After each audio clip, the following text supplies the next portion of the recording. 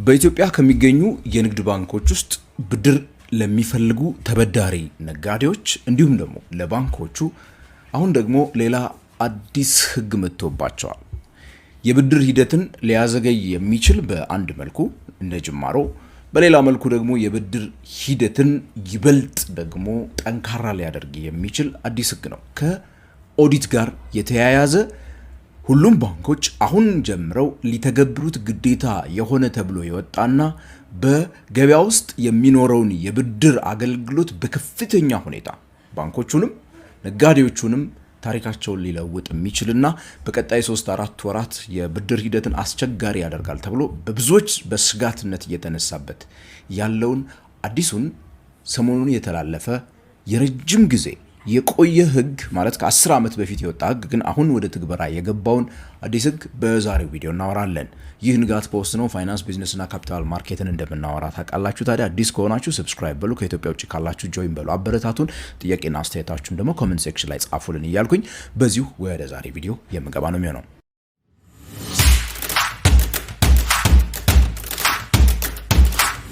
በዚህ እየተጠናቀቀ ባለው የህዳር ወር የኢትዮጵያ ሂሳብ አያያዝና ኦዲት ቦርድ የምንለው በምህጻረ ቃሉ አቤ እየተባለ በእንግሊዝኛው ምህጻረ ቃል የሚጠራው ድርጅት አዲስ የሆነ መመሪያውን ከ10 ዓመታት በላይ ወጥቶ ሳይተገበር የቆየውን ሕግ ካሁን በኋላ ወደ ትግበራ ማስገባት አለባችሁ ብሎ ለእያንዳንዱ ባንኮች ደብዳቤ ልኳል። በዚህ ደብዳቤው መሰረት እንግዲህ ይህንን ሕግ ማስፈጸም ጀምሩ የሚል ማንኛውንም ብድር ሲሰጡ ባንኮች ይህንን ሕግ ግዴታ ማስፈጸም አለባችሁ የሚል ነገር ነው። ለመሆኑ ሕጉ ምንድነው ወደሚለው ነገር እንግዲህ ስንመጣ ባንኮች ለደንበኞቻቸው ብድር በሚያበድሩበት ጊዜ የኦዲት ሪፖርት ይፈልጋሉ። ለተቋማት በሚያበድሩበት ጊዜ በተለይም የፋይናንሻል ሪፖርት ይፈልጋሉ። ያ ኦዲት ሪፖርት ባንለውም የፋይናንሻል ሪፖርት ይፈልጋሉ። እነዚህ የፋይናንሻል ሪፖርቶች በኢትዮጵያ ውስጥ ግን የተለመደ የሚሄዱበት የተለያየ መንገድ አለ ይባላል። ይሄ ምን መሰላችሁ?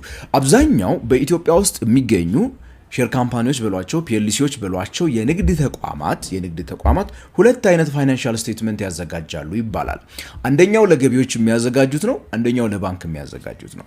አብዛኛዎቹ ድርጅቶች ለባንክ የሚያዘጋጁት ፋይናንሻል ስቴትመንት በጣም አትራፊ ያደርጋቸዋል፣ ያላቸውን ሀብት በጣም ኢንፍሌት ያደርገዋል፣ ገራሚ ብቁ ድርጅቶች አድርገው ያቀርባቸዋል። በዛም የተነሳ ባንኮቹ እንዲያበድሯቸው ምን ማድረግ ስለሆነ ማሳመን ስለሆነ አላማው ማለት ነው። ሁለተኛው የሚዘጋጀው ፋይናንሻል ስቴትመንት የሚባለው ብዙ ጊዜ ያኛው በጣም አትራፊ የሆነውን ድርጅት ከስሮ ሁሉ ሊያሳይ የሚችለው ለገቢዎች የሚቀርበው ነው ይባላል። ስለዚህ በገበያው ላይ እንደዚህ አይነት የተለመደ ከኦዲት አንጻር ወይ ደግሞ ፋይናንስን ሪፖርት ከማድረግ አንጻር አለመስማማቶች፣ አለመጣጣሞች እንዳሉ እንግዲህ የተለያዩ ባለሙያዎች በተለያየ ጊዜ የሚያነሱት ጉዳይ ነው ማለት ነው። ይህንን በማድረግ ውስጥ በሁለቱም ሳይድ ራሱን የቻሉ ችግሮች አሉት። በአንድ መልኩ የሀገራችን የንግድ ባንኮች ከመጠን በላይ ኮላተራል ላይ ከመጠን በላይ ድርጅቶቹ የሚያስይዙት ነገር ላይ እንዲያተኩሩ ያደረጋቸው ይህንን ስለሚያውቁ ነው የሚባልም ነገር አለ። ምክንያቱም ድርጅቶቹ የሚያመጧቸው ፋይናንሻል ሪፖርቶች በኩክድ የተደረጉ ወይ ደግሞ ዝም ብለው የተጫጫሩና የተጨማመረባቸው እንደሆነ ስለሚያውቁ ብድር በሚያበድሩበት ሰዓት እዛ ላይ ያሉትን ቁጥሮች አምነው እርግጠኛ ሆነው ገንዘብ አያበድሩም። ይፈራሉ አደጋውን ማለት ነው። ገንዘቡ አይመለስልኝም የለውም ይሄ ድርጅት ብለው ስለሚያስቡ፣ ለዛም የተነሳ ወደ ኮላተራሉ ያተኩሩ ነበረ የሚል ነገር አለ። በሌላ መልኩ ያው እንግዲህ መንግስትም ቢሆን ደግሞ በገቢዎች አንጻር ሁለት አይነት ፋይናንሻል ስቴትመንት እየመጣ እዚህ ከሰራ ያለው እዚህ አትርፍ ያለው የሚሉ ድርጅቶች አሉ። እነዚህን ነገሮች ስታንዳርዳይዝ ማድረግ፣ እነዚህን ነገሮች ወደ አንድ ማምጣትና ትክክለኛ የሆነ የተረጋገጠ ፋይናንሻል ስቴትመንት ተቋማቶቹ እንዲያስገቡ ግዴታ የሚጥል ሕግ እንግዲህ ከ10 ዓመታት በፊት የወጣ ነበር። በዚህ መሰረት አሁን እንግዲህ ምንድነው እያደረገ ያለው አቤ ይሄን ሰሞን በላከው ለንግድ ባንኮች የተላከው ደብዳቤ ላይ ምንድነው የሚለው? ፋይናንሻል ስቴትመንቶች ካሁን በኋላ ብድር ለማግኘት የሚሄዱ ማንኛውም የንግድ ተቋም በአቤ ቦርድ ማለትም የሂሳብ አያያዝና የኦዲት ቦርድ ብዬ ቅድም የጠቀስኩላችሁ የኢትዮጵያው ቦርድ ማለት ነው።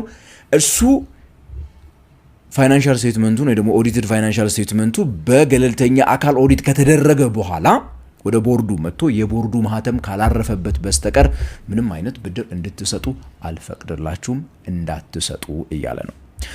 እነዚህ እነማንን ነው የሚያስገድደው የሚለው ነገር እንግዲህ ካየን በዋናነት አቤ ላይ የተቀመጠው ህግ የሚያስቀምጣቸው ይሄ IFRS የሚባለው አዲሱን ዓለም አቀፍ የሆነውን የሂሳብ አያያዝ የሂሳብ አመዘጋገብ ስታንዳርድ አለ። ያንን ስታንዳርድ እንዲተገብሩ የሚጠየቁት በሽያጭ ደረጃ ከ300 ሚሊዮን ብር በላይ ሽያጭና ከ200 በላይ ሰራተኛ ያላቸው ድርጅቶች በዚህ በIFRS መሰረት ብቻ ፋይናንሻል ሪፖርታቸውን እንዲያቀርቡ የሚያስገድደውንም ህግ ነው እንግዲህ የሚያካትተው ማለት ነው። ይሄ አፈጻጸም ስንመለከተው እንደዚህ አይነት ተቋማት ምን ማድረግ አለባቸው? በዛ መልኩ ሪፖርት ማድረግ አለባቸው። ሄደውስ ምን ማድረግ አለባቸው ብላችሁ ከጠየቃችሁኝ እንግዲህ ለአቤ ቦርዱ ላይ ሄደው ማጸደቅ አለባቸው። ያንን የማያደርጉ ከሆነ ብድር ማግኘት አይችሉም ማለት ነው። በተጨማሪም የሽያጫቸው ከ50 ሚሊዮን እስከ 300 ሚሊዮን መካከል ያሉት ላይ ህጉ ከዚህ በፊት ያስቀመጠው እንግዲህ እንደሚለው ከሆነ በIFRS ለጥቃቅንና አነስተኛ ተቋማት የሚል የIFRS አመዘጋገብ ሂደት ስላለ እሱን እንዲከተሉ ያደርጋል። አብዛኛው በኢትዮጵያ ውስጥ አሁን ባለው የስራ ሁኔታ ባንኮቻችን ናቸው IFRSን በስፋት የተገበሩት። ሌሎች ተቋማቶችም የተገበሩ እንዳሉ እናውቃለን። ያው በስፋት በኢንዱስትሪ ደረጃ ባንኪንግ ኢንዱስትሪ ሙሉ በሙሉ ማለት በሚቻልበት ደረጃ እዛ ውስጥ ነው ያለው እና የንግድ ድርጅቶች እንግዲህ ብድርን ለመጠየቅ አሁን እንዳልኳችሁ እነዚህን የተለያዩ የፋይናንስ ሪፖርቶች ካዘጋጁ በኋላ ግዴታ ምን ማድረግ አለባቸው? በአቤ ማጸደቅ አለባቸው የሚል ነገር ተነስቷል። እዚህ ላይ በጣም ብዙ ኮንፊውዥኖች ተነስተዋል። እንግዲህ ባንኮች በአንድ መልኩ ብድርን እንደፈለጉ እያበደሯቸው ለነበሩ አካላት ማበደር እንዳይችሉ አሁን ምን ተፈጠረባቸው ማለት ነው? አዲስ ቢሮክራሲ ተፈጠረባቸው ማለት ነው። በኢትዮጵያ ውስጥ የሚገኙ የንግድ ባንኮች እንደምታውቋቸው እንግዲህ ከክሬዲት አናሊስቶቻቸው ጀምሮ ብድሩ እየታየ በተለያዩ ኮሚቴዎች ጋር አልፎ የመጨረሻ ውሳኔን አግኝቶ ብድሩ እስኪለቀቅ ድረስ የሚወስደው የራሱን የቻለ ጊዜ አለ። በቀናት፣ በወራት፣ በሳምንታት ልንጠቅሳቸው የምንችላቸው ማለት ነው። እዚህ ላይ ሌላ ተቆጣጣሪ አካል ደግሞ የድርጅቶቹን ፋይናንሻል ስቴትመንቶች አምጡና ማተም አስደርጉ የሚል ነገር በሚመጣበት ሰዓት እንግዲህ ያንን እንዳያራዝመው ነጋዴውም ባንኮቹም ናቸው እየፈሩ ያሉት ማለት ነው። ታዲያ የዚህ ፍርሃት ምንጫቸው አንደኛ ነገር ቦርዱ ራሱ እንዲያው ብቃቱ ሳለው ወይ የሚልም ነገር የሚያነሱ ሰዎች አሉ። ጊዜው ሳለው ወይ የስንት ድርጅትንስ ይመለከታል? ወደ 31 የሚጠጉ ባንኮች አሉን አሁን ሀገር ውስጥ። የነዚህን የ31 32 ባንኮች ተበዳሪ የምንላቸው አካላት በመቶ ሺዎች የሚቆጠሩ አካላት እንደሆነ እናውቃለን። ሜቢ እንግዲህ አሁን ስንት እንደሆኑ ባናውቅም እስከ 1 ሚሊዮን ሊደርሱ የሚችሉ ተበዳሪዎች ሊኖሩ ይችላሉ ገበያ ውስጥ ተብሎ ይገመታል። ወደ 600 ሺህ አካባቢ ነበሩ ከዚህ በፊት በወጡ ሪፖርቶች። አሁን ሜቢ እድገት ካሳዩ ማለት ነው። ከነዚህ ውስጥ ትልልቆቹን የሚወስዱት አብዛኛዎቹ እንደሆኑ ይታወቃልና ማለት ብዙ ብር የሚወስዱት ወይ ደግሞ ትልልቅ ድርጅት የምንላቸው ቅድሙ ጎራ ውስጥ የሚገቡ ማለት ነው። ይሄ የሚሆን ከሆነ አቤ ራሱ ይህንን የማድረግ ችሎታ ይኖረዋል ወይ ከሚለው ነገር ጀምሮ ሌላ መጭበርበሪያ መንገድ፣ ሌላ የሙስና መንገድ እንዲያውም ተፈጠረ ብለው ደግሞ የሚከራከሩም አሉ። ማህተሙን ማግኘት የብልሹ አሰራር መፈንጫ ሊሆን ይችላል ብለው ስጋታቸውን የሚያስቀምጡ ሰዎች አሉ። ሊትራሊ ስትመለከቱት በእኛ ሀገር ሁኔታ ደግሞ ይሄ በጣም የሚያስኬድ ይመስለኛል። ቦርዱ አንደኛ ነገር እንግዲህ ጊዜ ላይኖረው ይችላል። እርግጥ ቦርዱ መልስ ሰጥቶ ተብሎ አንድ ጋዜጣ ላይ ያነበብኩት ነገር አይ ማህተም እስከ ማድረግ ብቻ ነው እኮ ቦርዱ ስራውና 5 ደቂቃ አይወስድም የሚል ነገር ተናግሯል። ያ ከሆነ ለምን እንዳስፈለገ አይገባኝም። ሊትራሊ ቢኮዝ በ5 ደቂቃ ውስጥ ፋይናንሻል ስቴትመንቱን አይተው ማህተም የሚያደርጉ ከሆነ በፍጹም የቦርዱ ማህተም የሚያስፈልገው ነው ብዬ አላምንም። እስካላዩትና ኦኬ ትክክል ነው እስካላሉ ድረስ ማለት ነው። ምንም አይነት ቼክ ያደረጉት ነገር ስላልሆነ ነገር ግን ያደርጉታል ከተባለ ደግሞ እንግዲህ በተቋም ደረጃ ያላቸው አቅም ወሳኝና ጠንካራ ሊሆን ይገባል። እንደዚህ አይነት ብልሹ አሰራሮች እንዳይከሰቱ የሚያደርግና ብቁ የሰው ኃይል ብቁ ቴክኖሎጂ ኖሯቸው እነዚህ ነገሮች ቶሎ ብለው አይተው ወደ ስራ ማስገባት የሚችሉበት ካልሆነ ማለት ነው። ይሁንና እንግዲህ ነጋዴም ሆነ ባንኮቹ ከዚህ በኋላ በሚኖረው በቀጣዩ ኳርተር እርግጥ አብዛኛዎቹ ባንኮች ብድር ጣራቸውን እየጨረሱ ይመስለኛል ለዲሴምበር። ነገር ግን ከጃንዋሪ እስከ ማርች በምትኖረው ኳርተር ላይ የሚኖረው የብድር አሰጣጥ ላይ ከፍተኛ እክል ሊፈጥር እንደሚችል ይጠበቃል።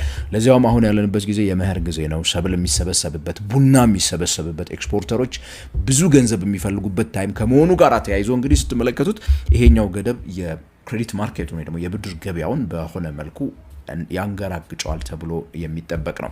በአጠቃላይ ስንመለከተው ግን የአቤ ኢምፕሊሜንቴሽን ገበያውን ተወዳዳሪ፣ ገበያውን ጠንካራ፣ ገበያውን ይበልጥ በተለይ የብድር ገበያውን ማለት ነው የተሻለ እንዲሆን የማስቻል አቅሙ በጣም ከፍተኛ ነው። ሪፖርት የሚያደርጉ አካላት ነጋዴዎች የውሸት ሪፖርቶችን ሪፖርት እንዳያደርጉ፣ ይሄ ዝም ብለው ቤታቸው ስኩክ የሚያደርጓትን ነገር የሚፈልጉትን ነገር ከፍ አድርገው የማይፈልጉትን ነገር ዝቅ አድርገው የሚያሳዩትን ነገር በከፍተኛ ሁኔታ ማስቀረት የሚችል ነው። የአፈጻጸም ብቃት ብቻ ነው ወሳኝ የሚሆነው እዚህ መሀል አቤ ያንን ማድረግ አለማድረግ መቻሉ ላይ ማለት ነው። እንግዲህ ይሄ ምን እንደሚያመጣ አብረን የምንመለከት ይሆናል። ካሁኑ ይሄንን የተጠየቃችሁ ካላችሁ ምን እንደተባላችሁ እስቲ መስማት እንፈልጋለን። ኮሜንት ሴክሽን ላይ ጻፉልን። ታዲያ ቻናሉን ሰብስክራይብ በሉ፣ የዶል ምልክቷን በማብራት እንዲሁ ደግሞ ቪዲዮዎች ሲወጡ ይደርሷችኋል እያልኩኝ በቀጣይ በሌላ ቪዲዮ እስከምንገናኝ ድረስ ታዲያ ከንጋት ፖስት የምሰናበታችሁ እኔ ገሜ ብርሃኑ ነኝ።